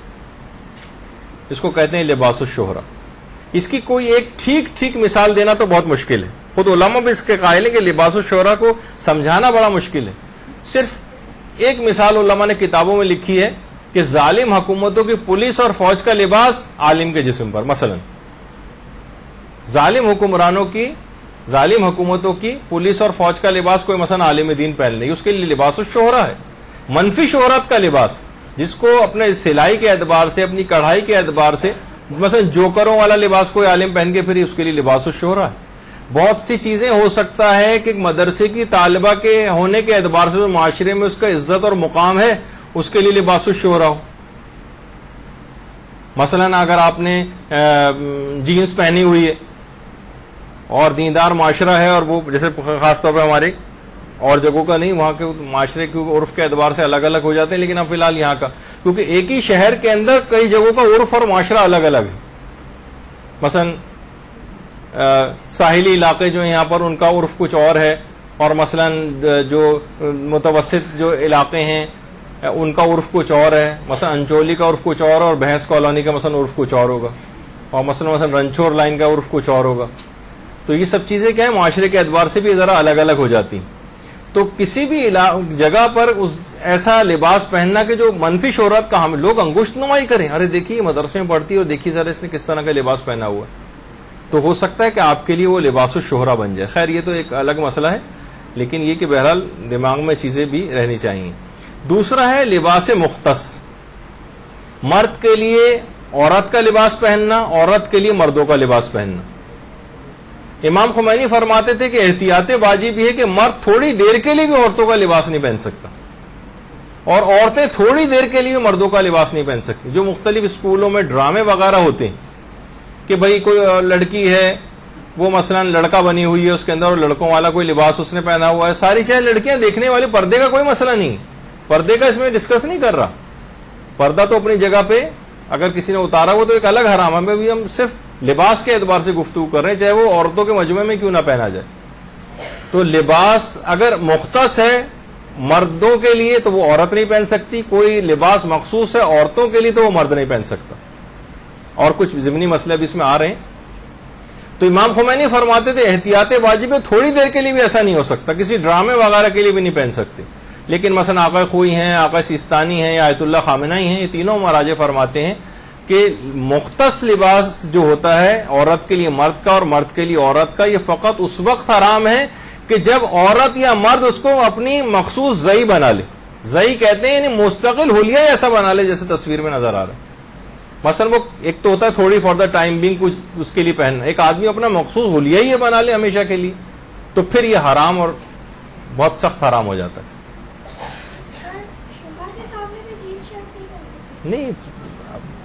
یعنی اب اس میں کیا کہا جائے، بہرحال بالکل اجازت ہے، اس کے سامنے تو کوئی مسئلہ نہیں، لیکن یہ ساری چیزیں مسئلے بیان ہو رہے ہیں نامحرم کے سامنے. اچھا اب اس کی تعریف کیسے کریں کہ مردوں کا لباس کون سا ہوتا ہے اور عورتوں کا لباس کون سا ہوتا ہے. تو دیکھیے وہ سب کو پتا ہے. مثلا اگر کوئی شخص ساڑی پہن لے کوئی مرد، اب یہ عورتوں کا مخصوص لباس، یہ عورتوں کا مخصوص لباس ہے. اگر کوئی مرد ایسا پہن لے، اب آپ کو کیا پتا ہے کہ بہت سی میڈیکل کی ایسی بیماریاں ہیں جس میں ہمارے ایک وزیر اعلیٰ بھی ایک جو سابقہ کوئی گزرے ہیں وہ بھی مثلا رہ چکے ہیں، اور وہ باقاعدہ اپنے وزیر اعلیٰ ہاؤس میں ساڑی وغیرہ میک اپ لپسٹک وغیرہ لگا کے بیٹھا کرتے تھے. اب کیا بتایا جائے. بہرحال تو اب اس طرح سے عورت جو مردوں کا مخصوص لباس ہوتا ہے یا عورتوں کا جو مخصوص لباس ہوتا ہے یہ پہننا اگر مستقل بنا لیا جائے، اپنی زئی ایسی بنا لی جائے، اپنی شباہت ہی مستقل ایسی کر لی جائے تو پھر حرام ہے. اور تھوڑی دیر کے لیے تو پھر آیت اللہ خمینی والا مسئلہ تھا کہ احتیاط واجب کی بنا پر حرام. البتہ جو یعنی اچھا عورتوں کے لیے دوسری مثال بنے گی کہ عورتیں اگر عمامے اور ابا قبا پہن لیں، مثلا اب یہ مردوں سے مخصوص لباس ہے، اب عورتیں پہن لیں گی تو حرام ہو جائے گا. لیکن اگر کوئی مرد مثلا اسکارف یا چادر پہن لے تو یہ اس کے لیے حرام ہو جائے گا کہ باقاعدہ اس طرح سے عورتوں کی طرح سے وہ کر لے، عورتوں کی طرح سے مثلا چادر پہن لے، کہ آپ کو سمجھانے کے لیے یہ مخصوص ہے، یہ مخصوص لباس ہے. ہاں البتہ ایک چیز اس میں کہ جو مشترک لباس ہو گئے، اب عورتیں بھی پہنتی ہیں مرد بھی پہنتے ہیں، ٹراؤزرس یا پینٹس وغیرہ، جینز وغیرہ، تو اب یہاں یہ مسئلہ ہوگا کہ وہ جو حرام ہو سکتی ہے وہ چست ہونے کی وجہ سے ہو سکتی ہے، جیسے میں نے پچھلی دفعہ کہا تھا، یا مہیج ہونے کی وجہ سے ہو سکتی ہے، یعنی کہ منفی جذبات مردوں کے ابھر رہے ہیں، اس کو آپ کو اس طرح کے لباس میں نامحرموں کے سامنے اگر آ رہی ہیں تو پہنے دیکھ کر، یا آپ کے لیے منفی شہرت کا لباس بن رہا ہے، آپ دیندار معاشرے کے اندر آپ جا رہی ہیں اس طرح کا لباس پہن کے، لوگ کہیں گے دیکھیے ویسے تو بڑی دیندار بنتی ہے اور اس طرح کے ہولیے میں پھر رہی ہے، تو بہت سی اس طرح کی چیزیں پھر وہ حرام ہو جائیں گے. البتہ اگر نامحرموں کا اس طرح کا کوئی مسئلہ نہ ہو، یا جیسے مغربی ممالک ہیں وہاں پر اگر ڈھیلی ڈھالی کسی نے جینس وغیرہ پہنی ہوئی ہے، مغربی ممالک میں جہاں انگشت نمائی وغیرہ کا بھی سبب نہیں بن رہا ہے اس کے لیے، لباس مہیج بھی وہاں پر نہیں سمجھا جاتا، کوئی منفی شہرت کا لباس بھی اس کے لیے نہیں سمجھا جاتا، تو ڈھیلی ڈھالی اگر چست نہ چست وہاں پہ بھی نہیں پہن سکتے. لیکن اگر ڈھیلی ڈھالی اس طرح کی کوئی چیز ہے تو باہر کے معاشرے میں شاید اس کی اجازت مل جائے، جو مشترک لباس ہوتے ہیں ان کو پہننے کی اجازت ہے. اچھا اسی طرح سے عورتوں کے لیے مردوں کی طرح کے بال کٹوانا، یعنی اور مردوں کے لیے مثلا عورتوں کی طرح کے بال رکھنا، یہ اجازت ہے. اب کیونکہ معاشرہ اس کو مخصوص نہیں رہا کہ عورتیں بال نہیں کٹوا سکتی، عورتیں کم چھوٹے بال نہیں کروا سکتی اپنے، یہ عورتوں سے مخصوص بات نہیں، عورتیں بھی چھوٹے بال کرواتی ہیں، مرد بھی بڑے بال رکھتے ہیں. جس طرح آپ دیکھتی ہیں مختلف گلوکار جو کس انداز کے بال رکھ کے اور بے ہنگام اچھل کود کر رہے ہوتے ہیں، تو وہ اسی طرح سے بہرحال وہ اپنی جگہ پہ حرام ہوتا ہے، لیکن یہاں پہ یہ چیز جائز ہوتی. اسی طرح سے جو بہت زیادہ بھڑکیلے قسم کے لباس ہوتے ہیں ان کا بھی پہننا، بھڑکیلے یا بہت زیادہ چست لباس، ان کا بھی پہننا جائز نہیں ہوگا، کہ اگرچہ پردہ ہے لیکن یہ منفی جذبات ابھار سکتا ہے. اچھا اس کے بعد پھر ایک مسئلہ آتا ہے لباس مختص کفار، وہ لباس جو کافروں ہی سے صرف فقط مخصوص ہوں. اب کوئی مسلمان عورت جو اپنا مکمل حجاب کر رہی ہے، کہ عیسائی ننس والا مکمل حجاب ہوتا ہے اس کے اندر، کیا اس طرح کا لباس نہیں پہن سکتی؟ اصلاً تو پہن سکتی ہے، لیکن اب یہ ننس کا مخصوص انداز کا لباس اگر کوئی مسلمان عورت پہن کے جاتی نظر آئے تو لوگ سمجھیں گے کہ یہ کوئی کافرہ عورت ہے جو چلی آ رہی. من تشبہ بالکفار فہو منہ، جو کافروں سے شباہت اختیار کرتا ہے وہ انہی میں سے ہو جاتا ہے، پیغمبر کی حدیث بھی ہے. تو بہرحال یہ کافروں سے مخصوص لباس ہو گیا. وہ مسلمان عورت عمومی حالات میں دیکھا جائے اس میں پردے کی پوری پاسداری ہو رہی، لیکن کیونکہ کافروں سے مخصوص لباس ہو گیا ہے لہٰذا اس کو پہننا بھی حرام. اسی طرح سے یہودیوں کی خاص طرح کا لباس اور ٹوپی ہوتی ہے کہ اگر کوئی پہن کے جاتا نظر آئے تو لوگ سمجھ جائیں گے کہ شاید کوئی یہودی چلا جا رہا ہے، لوگ فوراً بغیر کسی تفصیل میں جائے فیصلہ کر دیں، تو پھر یہ حرام ہو جائے گا.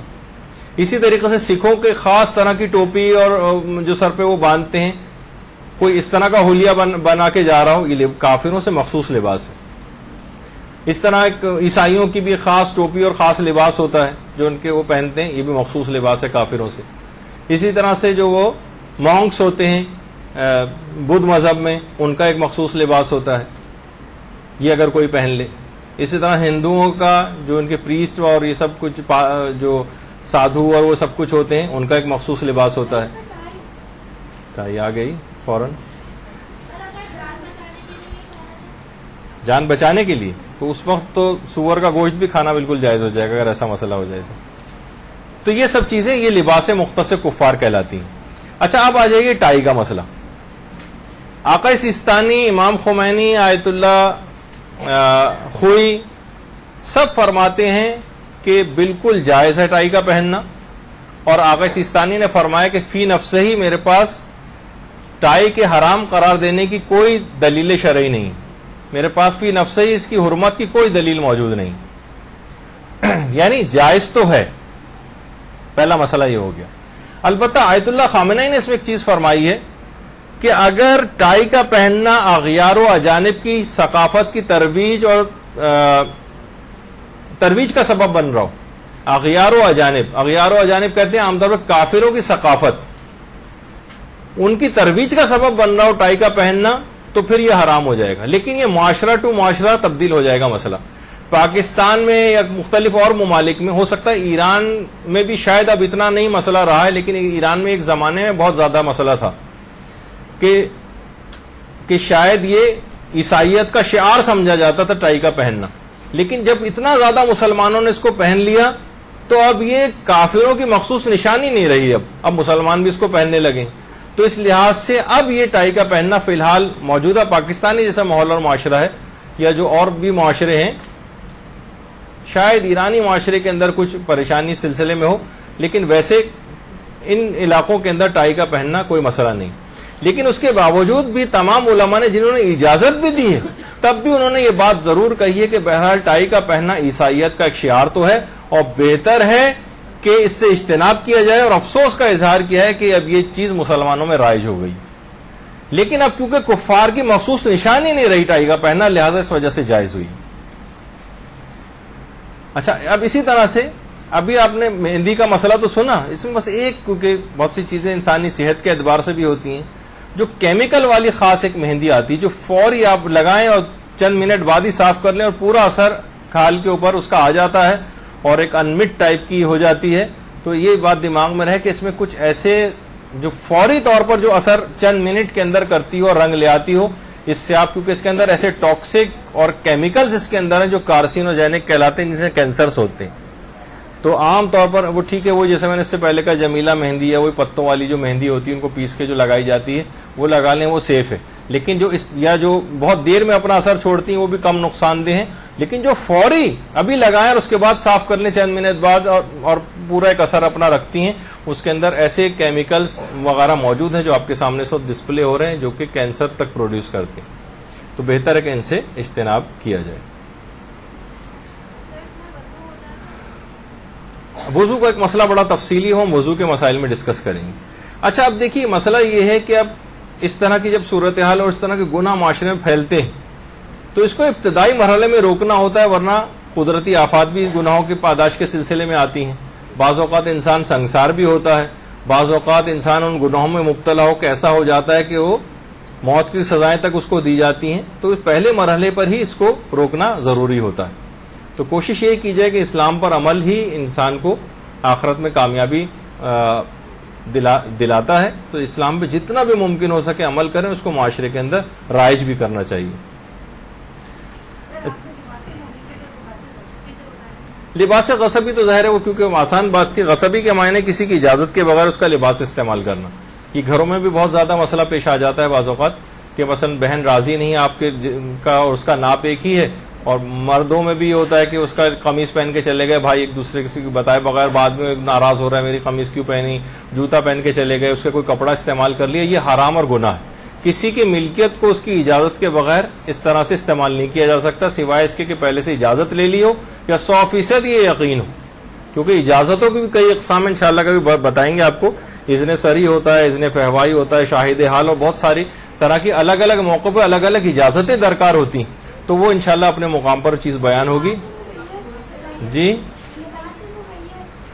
لباس مہیج تو اس سے پہلے ہم بہت زیادہ ڈسکس کر چکے تھے کہ منفی جذبات کو ابھارنے والا لباس، اس طرح کی کٹنگ ہے، اس طرح سے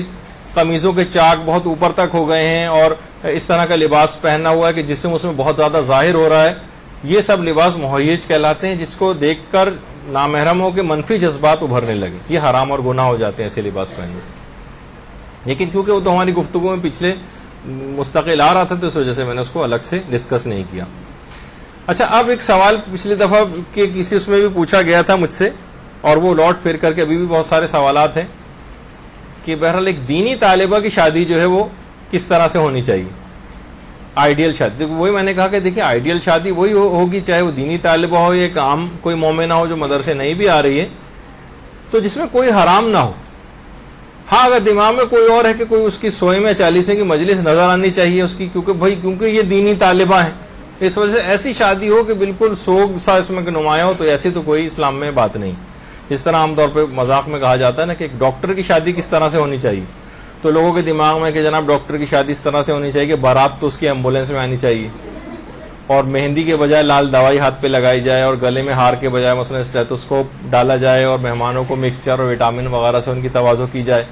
اور تحفے میں تھرمامیٹر اور بلڈ پریشر کے آلات جو ہیں وہ لوگ لے کر آئیں، اور والدین رخصتی کے وقت مثلا دلہن کو کہیں جاؤ بیٹی میٹرنیٹی ہوم آباد کرو، فیسوں میں نہاؤ، اسپتالوں میں پھولو پھلو. اس طرح کی چیزیں جو ہیں، یہ نہیں ہے مقصد کہنے کا کہ آپ اس طرح کی شادیاں کوئی جو 100ویں کی اور 40ویں کی مجلس محسوس ہوں، بلکہ بس حرام کام اس میں نہ ہو، اور اس پہ دماغ اور سر جوڑ کے بیٹھا جا سکتا ہے کہ لوگ بیٹھیں اور فیصلہ کریں کہ ہمیں کس طرح سے ایسے اقدامات کریں کہ اس میں حرام، دلہن کی بے پردگی نہ ہو، ٹھیک ہے، فوٹو کھینچنے کا مسئلہ طے ہو سکتا ہے، اس کے اندر مردوں کا نامحرموں کے عورتوں کے کمپارٹمنٹ میں آنے کا مسئلہ کس طرح سے سالو کریں. 2 4 5 6 بڑے بڑے اس طرح کے مسئلے ہیں، وہ آپ بیٹھ کے اگر طے کر لیں تو سارے مسئلے حل ہو سکتے ہیں.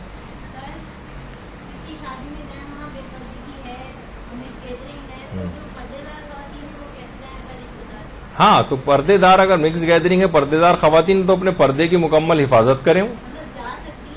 جا سکتی ہیں عموماً، اگر بشرطے کہ اس طرح کا کوئی لائیو موسیقی وہاں پہ نہ بجائی جا رہی ہو، ڈانس نہ ہو رہا ہو، مرد نامحرم ایک دوسرے کو ہاتھ نہ لگا رہے ہوں، تو وغیرہ جو فواہشات اور اس طرح کے بڑے بڑے منکرات ہیں، اس طرح کی چیز نہ ہو تو پھر جا سکتے ہیں. اچھا، اب اس میں بھی ایک دیکھیے، اس میں شیطان ایک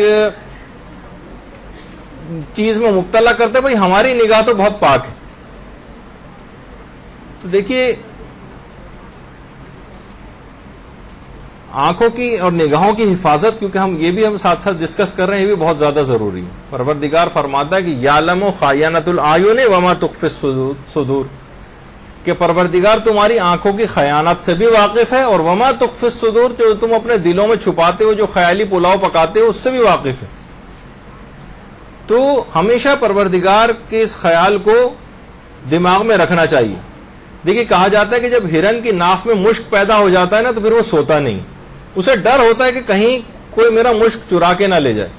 تو مومن بھی جب اس کے اندر ایمان آ گیا نا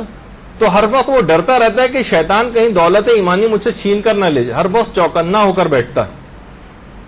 دیکھیے یہ بھی علماء کہتے ہیں کہ کسی بھی مومن کو ایک شریف بچے کی طرح سے بھی ہونا چاہیے. مثلا بچہ باپ کے ساتھ کھڑا ہوا اور کوئی اجنبی آ کر اسے کوئی ٹافی دیتا ہے تو شریف بچہ جو پہلے باپ کی طرف نگاہ اٹھا کے دیکھتا ہے، باپ کی طرف سے آمادگی پاتا ہے تو وہ ٹافی قبول کرتا ہے، ورنہ تو قبول نہیں کرتا. تو کبھی بھی شیطان اس طرح کی شکلوں کی طرف مائل کرے، نامحرموں کی طرف مائل اگر کرے تو فوراً جو شریف مومن ہے وہ نگاہ پروردگار کی طرف اٹھا کر دیکھے اور پروردگار کا حکم دماغ میں لے کر آئے کہ اس موقع پر کیا ہے.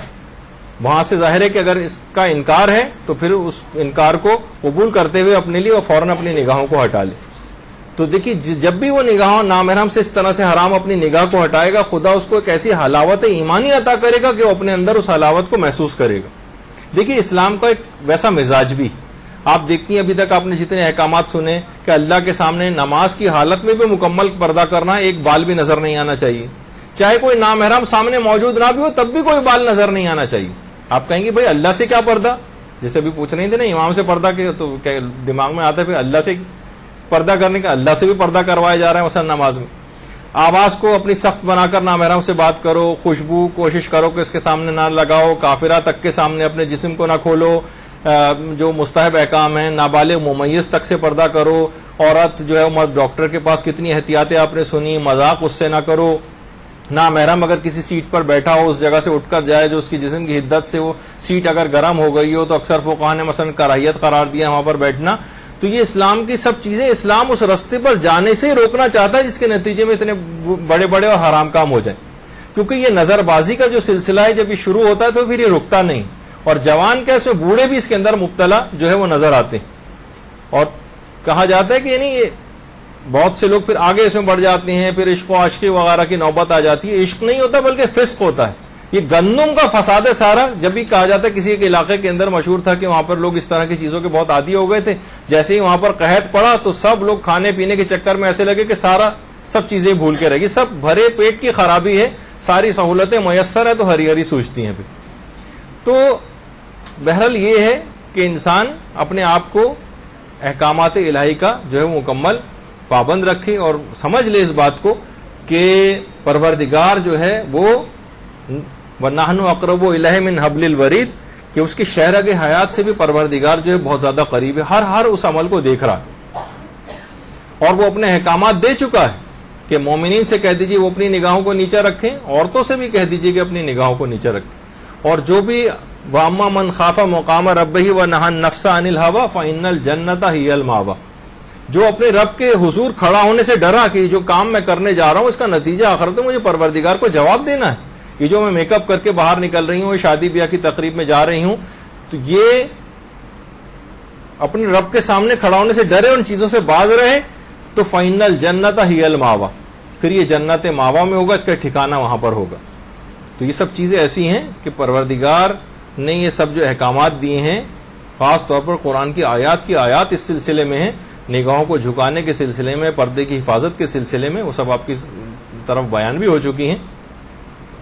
تو یہ دماغ میں علی الخصوص رہے، اور الگ سے خواتین کو مخاطب کر کے پروردگار نے، بلکہ اے نبی آپ کہہ دیجئے، یہ کہہ کے وَنِسَاءِ الْمُؤْمِنِينَ، یہ مومنات عورتوں سے بھی یہ بات کہہ دیجئے، اور پھر کہ کس طرح سے پردے کے احکام وہ پورے اس کے اندر بیان ہو، جو بھی موقع نہیں ہے میرے پاس. تو ہر وہ چیزیں چاہے وہ ٹی وی پر نظر آ رہی ہوں، انٹرنیٹ پہ نظر آ رہی ہوں، نوجوانوں کو، لڑکوں کو، لڑکیوں کو، سب کو چاہیے کہ اپنے آپ کو ان حرام نگاہوں سے بچائیں. کیونکہ آپ جو کوئی ایک لفظ بھی منہ سے نکالتے ہیں، اور حتیٰ کہ کچھ لکھتے بھی ہیں، لوگ بہت سے یہ بھی پوچھتے ہیں کہ چیٹنگ پہ کیا کسی سے غلط بیانی کر سکتے ہیں؟ مثلا لڑکا ہے وہ لڑکی بن کے بات کر رہا ہے، لڑکی وہ لڑکا بن کے بات کر رہی ہے. ایک لفظ جو آپ منہ سے نکالتے ہیں، فرشتے ہیں جو آپ کے ایک چیز کو لکھ رہے ہیں. یہ جو آپ جسٹ کلک بھی اس کے اوپر کر رہے ہیں نا، لیپ ٹاپ کے اوپر اس پہ بیٹھے ہوئے، یہ سب چیزیں فرشتے ہر چیز لکھتے چلے جا رہے ہیں، حتیٰ کہ ایک پھونک مارنے تک کا حساب کتاب بھی جو وہاں پر لکھا جا رہا ہوتا ہے. تو جی چاہیے کہ بہرحال اپنے آپ کو، اپنی نگاہوں کی انسان اس انداز سے حفاظت کرے. بہت سے لوگ تو یہ بھی کہتے ہیں کہ باقاعدہ واقعی ایک قدرتی شٹر تو پروردگار نے دیے ہوئے، جیسے کوئی آپ کے آنکھ پہ مکہ آ کے مارنے کی کوشش کرتا ہے، آپ کی آنکھیں خود بخود بند ہو جاتی. اس کا مطلب ہے آنکھوں میں ایسے اسپرنگ لگے ہوئے کہ نقصان کی چیزوں سے بچ سکتی ہیں. لیکن کیا ہے کہ ہم نے اس حرام چیزوں سے بچانے کے لیے اپنی نگاہوں کے اسپرنگ جو ہے خراب کر دی، جو مانوی اسپرنگ لگے ہونے چاہیے تھے، کہ فوراً نگاہیں فوراً جھک جانی چاہیے تھی. کانوں میں ایسی چیزیں لگی ہونی چاہیے تھی کہ فوراً کان جو ہے اس طرف اس توجہ نہ کریں، اس گانے کی آواز کی طرف، اس غیبت کی طرف. تو یہ اپنے آپ کو وہ کرنا چاہیے. یہی وجہ ہے کہ مثنوی مولانا روم ان کی ایک جو مثنوی ہے، اور باقاعدہ اس کی بہترین جو ہے وہ شرح بھی لکھی گئی ہے. تو مثنوی مولانا روم نے میں ایک واقعہ مولانا روم نے بڑا اچھا لکھا ہے کہ دیکھیے، بلکہ پہلے انہوں نے شعر لکھا ہے کہ نفس اژدہاست او کے مرداست از غم بیالتی افسرداست. پھر اس میں ایک واقعہ بھی انہوں نے لکھا ہے کہ ایک سانپ تھے، ایک دفعہ جنگل کے شکار پہ گئے، ایک مردہ سانپ پڑا ہوا نظر آ گیا. ٹھنڈا موسم تھا، انہوں نے سوچا کہ مردہ ہے، سانپ کو اٹھا کے لے آئے کہ لوگوں پہ جا کر روب جھاڑوں گا کہ دیکھیے میں نے سانپ کو مارا ہے. اب جو ہے وہ جب شہر کی طرف آئے اور گرمی جب لگی تو وہ سانپ جو سردی کی وجہ سے ادموا ہو گیا تھا، اس میں جیسی حرکت پیدا ہوئی تو فوراً اس سانپ کو زمین پہ پٹکا اور بھاگے فوراً اس سانپ کو دیکھ کر. تو مولانا روم نے اس سے مثال بیان کی کہ انسان کا نفس بھی اسی طرح کا ہے. اس کو بعض اوقات یہ دھوکہ ہو جاتا ہے کہ میں نے مجاہدات کر کے بہت سی چیزیں کر کے اس نفس کو دبا لیا ہے، اور یہ نفس اب میری آنکھیں نگاہیں بالکل پاک ہیں، اب میں جو ہے اب حرام میں مبتلا نہیں ہو سکتا، میں کسی جگہ بھی چلا جاؤں اب کچھ نہیں ہو سکتا، میں ایمانی اعتبار سے بہت قوی ہو گئی ہوں، میں بگڑ نہیں سکتی. کہا کہ نفس کی مثال اس طرح کے اژدہے کی اسی مثال ہے کہ یہ بظاہر مردہ لگ رہا ہوتا ہے، لیکن جیسے ہی کوئی ایسا موقع پیش آتا ہے فوراً یہ اپنا پھین پھیلا کے انسان کو ڈس لیتا ہے. تو کبھی بھی شیطان کی طرف سے اور اپنی نفس کی طرف سے انسان کو ہر وقت ہوشیار رہنا چاہیے. ان پردے کے سارے احکامات کا مزاج آپ نے دیکھا کہ اس رستے پر جانے سے شروع سے منع کرتے ہیں کہ انسان کسی حرام میں مبتلا جو ہے وہ نہ ہو، اور سعادت کی جو راہ ہے احکامات خداوندی پر عمل کی جو راہ ہے اس پہ انسان قدم آگے سے آگے بڑھاتا چلا جائے۔ مسائل ابھی بھی بہت زیادہ ہیں، بہت زیادہ ڈھیر آپ کا اور بھی رکھا ہوا نظر آ رہا ہے مجھ کو، لیکن کیونکہ وقت ختم ہو گیا ہے تو یہاں پر ہم آج اپنی گفتگو اختتام پذیر کر رہے ہیں۔ انشاءاللہ اگلی گفتگو نئے موضوع کے ساتھ اسٹارٹ ہوگی اور ان کے تحریری جواب اگلی دفعہ آ جائیں گے۔ وصلی اللہ علی محمد وآلہ الطیبین الطاہرین۔